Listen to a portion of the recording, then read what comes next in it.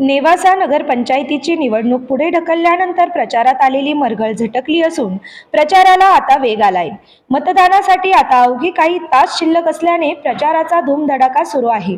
या पार्श्वभूमीवर महायुतीच्या प्रचारासाठी आमदार विठ्ठलराव लंगे पाटील यांनी नेवासा शहरातील प्रत्येक प्रभागात होम टू होम प्रचार केला. यावेळी त्यांनी महायुतीच्या उमेदवारांना विजयी करण्याचे आवाहन मतदारांना केले. नेवासा शहराच्या विकासासाठी मी कटिबद्ध असून शहराचा चेहरा मोहरा बदलण्यासाठी ही निवडणूक लढत आहोत. अनेक वर्षांच्या विकासाचा बॅकलॉग भरून काढण्यासाठी जनता महायुतीला संधी देईल असा विश्वास आमदार लंगे यांनी व्यक्त केलाय. महायुती सरकारच्या माध्यमातून नेवासा शहरासाठी 47 कोटी रुपयांची पाणी पुरवठा योजना मंजूर असून त्यापैकी 44 कोटी रुपये प्राप्त झाले आहेत. या योजनेमुळे शहराचा दीर्घकालीन पाणी प्रश्न सुटणार असल्याचंही त्यांनी म्हटलंय. या निवडणुकीत मागील सत्ताधाऱ्यांच्या कामांचे ऑडिट जनता करणार आहे. विकास हवा असेल तर महायुतीला संधी द्यावी असे आवाहन आमदार लंगे यांनी केले. डॉक्टर करणसिंग घुले यांच्यासह महायुतीच्या उमेदवारांच्या प्रचार रॅली दरम्यान ते बोलत होते. प्रतिनिधी मंगेश निकम, माय न्यूज, नेवासा. खरं तर मुद्दे असंख्य आहेत, कारण फार मोठा विकासाचा बॅकलॉग आहे. नेवासा शहराची ओळख अजूनही एवढं शहर असून मोठ्या खेड्यासारखी त्या ठिकाणी आहे. कारण म्हणावा असा विकास या ठिकाणी झालेलाच नाही आणि म्हणून मुद्दे किती सांगावे तेवढे कमी आहेत. परंतु प्रामुख्यानं या शहरामध्ये अनेक शहराला नागरिकांना एक हवं असतं की आपलं शहर स्वच्छ सुंदर असावं, रस्त्याच्या सुविधा त्या ठिकाणी असाव्या, पिण्याच्या पाण्याच्या आणि विशेष करून ड्रेनेजचा फार मोठा प्रश्न नेवासा शहराचं उपनगरामध्ये आहे. आणि म्हणून या सर्व प्रमुख मुद्द्यांवर आम्ही फोकस करून या ठिकाणी निवडणूक लढवणार आहोत. मोठा प्रश्न जो या निवडणुकीमध्ये येतो पिण्याच्या पाण्याचा. जुनी पाणी योजना अतिशय जीर्ण झालेली आहे. मी आमदार झाल्यानंतर जवळजवळ 1 वर्ष झालं या ठिकाणी प्रशासक आहे अनेक वर्षांपासून. तर सारखं नागरिकांची एक मागणी होती की आमच्या प्रभागात पाणी आलं नाही, 2 दिवस झाले, 4 दिवस झाले. आणि म्हणून मी या तालुक्याचा लोकप्रतिनिधी म्हणून आदरणीय या राज्याचे मुख्यमंत्री माननीय देवेंद्र फडणवीस साहेब आहेत आणि या राज्याचे उपमुख्यमंत्री आणि नगरविकास मंत्री आदरणीय नामदार एकनाथजी शिंदे साहेब आहेत. त्याचबरोबर आपले पालकमंत्री माननीय राधाकृष्ण विखे पाटील साहेब आहेत, आदरणीय उपमुख्यमंत्री दादा आहेत. या सर्वांच्या माध्यमातून म्हणलं पहिला प्रश्न आपल्याला पिण्याच्या पाण्याचा सोडवायचा आणि मी त्याचा सातत्याने गेले 3-4 महिने पाठपुरावा केला. आणि मला आनंद वाटतो की नगर विकास मंत्री महोदय आदरणीय एकनाथ शिंदे साहेबांनी त्याची दखल घेत या ठिकाणच्या पिण्याच्या पाण्याची परिस्थितीची दखल घेत तातडीनं या ठिकाणी 47 कोटी रुपयाची पाणी योजना मंजूर केली. 44 कोटी रुपये त्याला मंजूर झालेले आहेत. त्याचा GR पण निघलेला आहे. आणि म्हणून रस्त्याचे प्रश्न आहेत, शॉपिंग कॉम्प्लेक्सचे प्रश्न आहेत, अनेक प्रश्नांवरती. तर रस्त्याला आपल्याला नगर विकास खात्यानं 5 कोटी रुपये दिले, त्याचा GR निघाला. शॉपिंग कॉम्प्लेक्स ज्या मध्यंतरी काही अतिक्रमण निघले, आमचे अनेक गोरगरीब लोक सर्व धर्माचे त्यामध्ये आहेत. हातावरती पोट असणारे अनेक लोक त्या ठिकाणी वंचित झाले, त्यांच्या गाळे पाडले गेले, छोटे मोठे दुकानं होते ते निघले. परंतु आम्ही तात्पुरता दिलासा त्यांना त्यांच्या जागेवर दिला. परंतु कायमस्वरूपीची एक उपाययोजना म्हणून आम्ही शिंदे साहेबांना विनंती केली आणि त्यांनी तातडीनं 5 कोटी रुपये आपल्याला नवीन शॉपिंग कॉम्प्लेक्स उभारण्यासाठी दिले. पूर्वीचे 2 कोटी रुपये होते, ते लॅप्स होण्याच्या मार्गावर होते, मुदत संपली होती, त्याला देखील आदरणीय अर्थमंत्री महोदय दादांनी हे दिलं. असे 7 कोटी रुपये ते देखील आम्ही हे केलेले आहे. आणि तातडीनं ही निवडणूक संपल्यानंतर पहिलं पाणी योजनेचं काम या ठिकाणी आमचे नूतन नगराध्यक्ष, आम्हाला आशा आहे की निश्चितच शहरातली जनता एक तरुण तडफदार शिक्षित नगराध्यक्ष की ज्यांचं फार मोठं योगदान प्रत्येक क्षेत्रामध्ये आहे. आपला पेशा सांभाळत असताना जनतेचं आपण काहीतरी देणं लागतोय हे प्रेरित होऊन डॉक्टर साहेबांनी काम केलेलं आहे. आणि ते आल्यानंतर आम्ही हे सर्व काम आमचे सर्व महायुतीचे नगरसेवक आणि नगर अध्यक्षांच्या माध्यमातून करू. विरोधक आपली मागील काळामधील कामाचा बडेजाव या ठिकाणी करताना दिसत आहेत. त्या कामाचा कुठेतरी नगरपंचायतमध्ये त्यांना फायदा होईल किंवा आपल्याला काय वाटतंय विरोधक?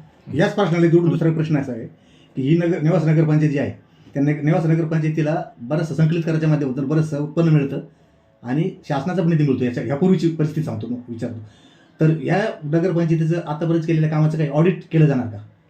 आता ऑडिट करण्यापेक्षा माझं तर मत असं आहे की 20 तारखेला मतदानाच्या माध्यमातून जनता त्याचं ऑडिट करेल आणि पुढचं काम आम्ही सर्वजण मिळून करू. एक प्रश्न विचारला गेला की विरोधक बडेजाव कामाचा करतात. बडेजाव करायला दाखवायलाच काही नाही तर बडेजाव काय करणार? काय दाखवलं तर पाहिजे ना. आणि म्हणून मला वाटत नाही, जनता आता सुज्ञ झालेली आहे. जनतेला आता विकास हवा आहे. जनतेमध्ये राहून विकास करणारा, गोरगरीब माणसाच्या सुखदुःखामध्ये सहभागी होऊन काम करणारं नेतृत्व प्रत्येक क्षेत्रामध्ये जनतेला हवं आहे. आणि त्या पद्धतीचे नेतृत्व आणि नगराध्यक्ष पदाच्या उमेदवारांचा आमचे सर्व खालचे उमेदवार आम्ही दोन्ही पक्षाचे त्या ठिकाणी दिलेले आहेत.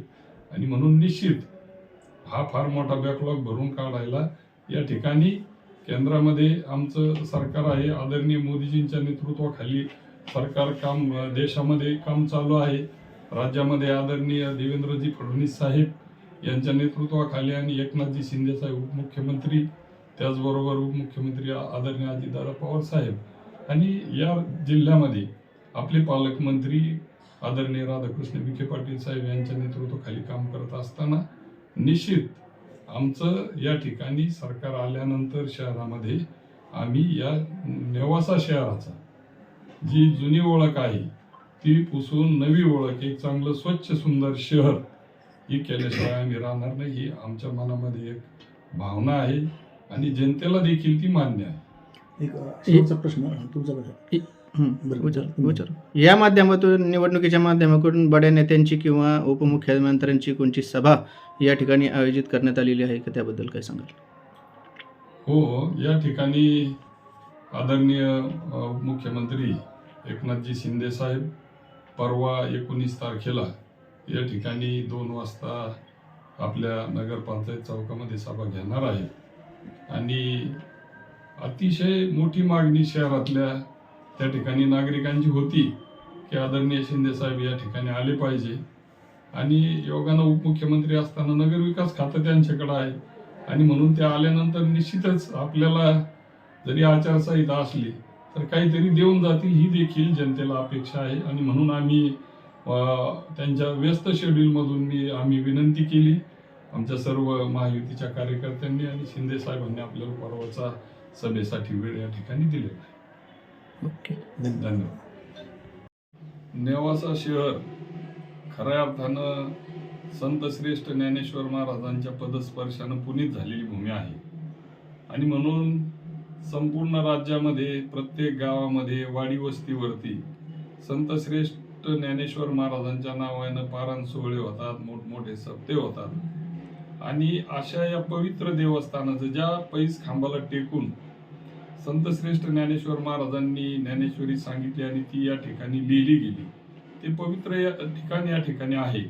आणि म्हणून या तीर्थक्षेत्राचा विकास व्हावा म्हणून आपल्या जिल्ह्याचे पालकमंत्री आणि जलसंपदा मंत्री आदरणीय नामदार राधाकृष्ण विखे पाटील साहेब यांच्या मार्गदर्शनाखाली या ठिकाणी ज्ञानेश्वर मंदिर विकास आराखडा मंजूर झालेला आहे.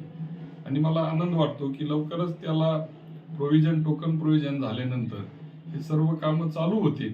परंतु विशेष बाब याच्यात सांगायसारख्या आहेत की अनेक पवित्र देवस्थान या ठिकाणी आहेत. मुनिराज देवस्थान आहे, इतरही देवस्थानं या ठिकाणी आहेत. आणि म्हणून ह्या विकास आराखड्यामध्ये काम करत असताना नेवासा शहर देखील त्याच्यात इन्क्लूड करण्याचा प्रयत्न आपला आहे, जेणेकरून ड्रेनेजची सिस्टीम असतील, रस्ते असतील, त्या विकास आराखड्याचा फायदा निश्चितपणानं शहराच्या डेव्हलपमेंटला सुद्धा होईल.